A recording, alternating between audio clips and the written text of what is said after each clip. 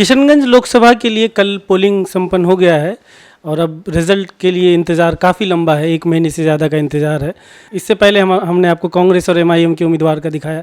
तो जदयू की तरफ से अभी जदयू के कोचाधामन से विधायक मास्टर मुजाहिद साहब, उनसे हम बात करेंगे कि उनका जीत का कैलकुलेशन उनके पास क्या है।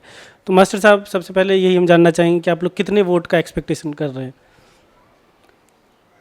हम लोग जो अभी चुनाव के बाद जो 11 प्रखंड, 6 विधानसभा, सब जगह से जो डाटा लोगों से, अपने कार्यकर्ताओं से और मीडिया और जो है दूसरे स्रोतों से जो हम लोग पता कर रहे हैं, तो लग रहा है कि हम लोग को 4 लाख के लगभग वोट आएगा। 4 लाख से कम नहीं आएगा, ज़्यादा ही होगा।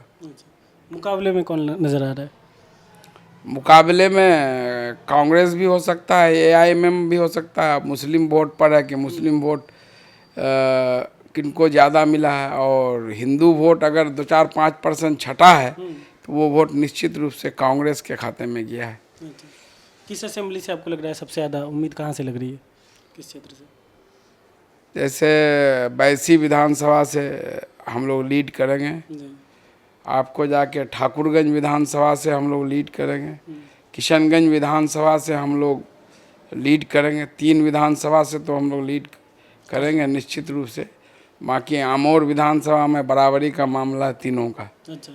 उसी तरह कोचाधामन में कांग्रेस पर डिपेंड करता है कि कांग्रेस कितना मुस्लिम वोट पर अपना ये किया है। वो अगर बराबरी रहता तो फिर हम लोग भी आगे निकल सकते हैं उसमें। और उसी तरह बहादुरगंज है, बहादुरगंज में भी यही मामला है कि कांग्रेस को कितना आंकड़ा, क्योंकि कांग्रेस का जो वोट था वो बिल्कुल साइलेंट था। हम लोग जो देख रहे थे, लोग अपने से मन बनना, उनके पास कोई कार्यकर्ता गया, कहीं गया, वो बोल रहे थे कि हम लोग कांग्रेस को वोट देंगे। तो इस तरह से वो वोट लग रहा है। और जो है जहाँ तक हम लोगों का वोट था, जहाँ भी, तो उसका पोलिंग परसेंटेज अधिक लग रहा है। मैं जैसे बगलवाड़ी में 3 बूथ में देखा जहाँ हमारे वोट थे, तो वहाँ पर 72% वोट पोल हुआ है। जहांगीरदिघी में एक बूथ में मैं गया जहाँ अपना ही वोट था, तो वहाँ भी 85% वोट पोल हुआ है। उसी तरह पुरंदा वगैरह में भी मैं देखा। तो इसलिए हम लोगों को उम्मीद है कि हमारे लोगों ने, हमारे वोटर्स ने विकास के नाम पर, नीतीश कुमार के नाम पर पूरा बढ़ चढ़ कर वोटिंग में हिस्सा लिया है। तो उम्मीद है। अच्छा, ये आपने एक इंटरेस्टिंग चीज़ बताई कि जहाँ जहाँ जदयू का आपको वोट ज़्यादा लग रहा था, वहाँ पोलिंग भी बहुत ज़्यादा हुआ है, ये कह रहे हैं आप? जी।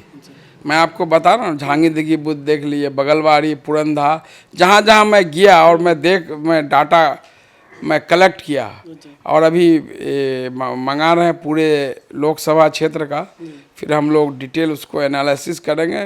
कल दिन भर के अंदर मैं जिन जिन बूथों पर गया, तो मैंने देखा कि जो है लोग बहुत ज़्यादा उत्साहित थे। और आपको बता दूं कि एक बगलवाड़ी बूथ में एक घटना हुई। एक 80 साल की वृद्ध महादलित मुशहर महिला, जो एकदम बिल्कुल इलिटरेट है, उसको कम देखा, वो वोट डालने गई तो उसको पहचानने में दिक्कत हो रहा था। तो एक मतदान कर्मी, पीठासीन पदाधिकारी, उसका हाथ पकड़ के उसको बोल रहा है कौन चीज़ खोज रहे हैं, तो बोला हम जो है नीतीश बाबू का तीर खोज रहे हैं। तो वो हाथ दे के उसमें दूसरे का बटन में उसका हाथ लेके चला गया। तो वो पूरा उस पर उसका हाथ पकड़ ली, बोल रहा हम जो है तीर में बटन देंगे, नीतीश बाबू को वोट देंगे, तुम हमको फलाना में वोट डाल रहे हो। और पूरा हंगामा हो गया, डीएम तक भी मामला गया। और मुझे सूचना मिली, मैं भी गया। तो उस पर तो लोग आवेदन वगैरह लिख दिए थे, लेकिन फिर सारे स्टाफ ने माफ़ी मांगा और जो सेक्टर पदाधिकारी की माफ़ कर दिए। फिर डांट फटकार करके उसको माफ़ कर दिया गया कि भाई नौकरी बहुत प्यारी चीज़ है, किसी के लिए अपनी नौकरी दाव, जेल तो अलग जाओगे, नौकरी भी तुम्हारी ख़त्म हो जाएगी इलेक्शन में इस तरह से।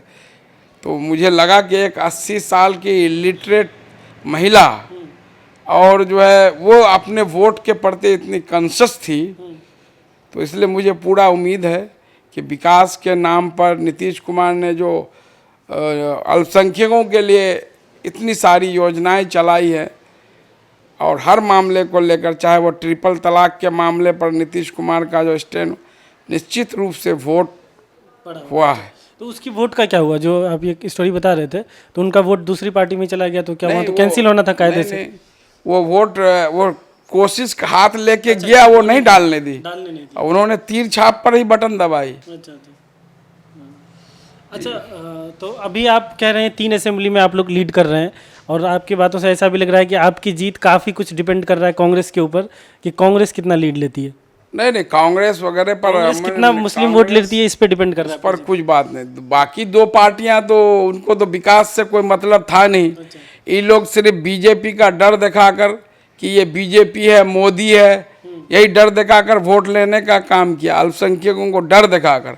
हम लोगों विकास के नाम पर लोगों के लिए जो नीतीश कुमार ने जो खिदमत किया है पिछले 13 सालों में, और जब से हम लोगों को मौका मिला है हम लोग काम कर रहे हैं, तो उस पर हम लोगों को भरोसा है। कौन किसको वोट देता है ये माने नहीं, हम लोग जिस निश्चय के तहत काम कर रहे हैं वो हम लोग अडिग हैं। आज भी मैं बता रहा हूँ, हम लोग पिछले 15 दिन से बिल्कुल थके हुए। आज भी घटना हुआ महनगांव में, और पिछले 6 घंटे से मैंने वहाँ हॉस्पिटल, थाना वगैरह, जो बिजली से जो 2 मौतें हुई हैं, अभी सबको चेक वगैरह दिलवाए। तो हम लोग ये नहीं देखते हैं कि मरने वाला पीड़ित परिवार किस को वोट दिया, किस पार्टी से।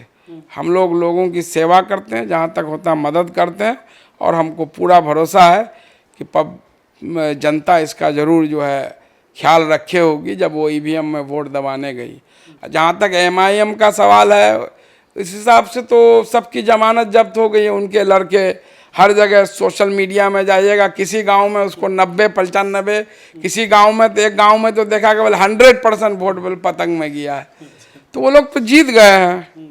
बाकी असली नतीजा तो 23 को पता आएगा, पता चलेगा कि कौन जीत रहा है। जनता अगर वोट दिया होगा तो निश्चित रूप से जीतेंगे। और जिस तरह से वोटिंग पैटर्न हुआ है, और जिस तरह से हमारे कार्यकर्ताओं ने पूरे मजबूती से इन 2 दलों द्वारा फैलाए गए अफवाहों का मुकाबला किया, और जिस तरह से उत्साहित होकर हमारे वोटर्स ने वोट डाला, निश्चित रूप से नतीजा 23 मई को JDU के पक्ष में, नीतीश कुमार के पक्ष में, महमूद अशरफ के पक्ष में आएगा।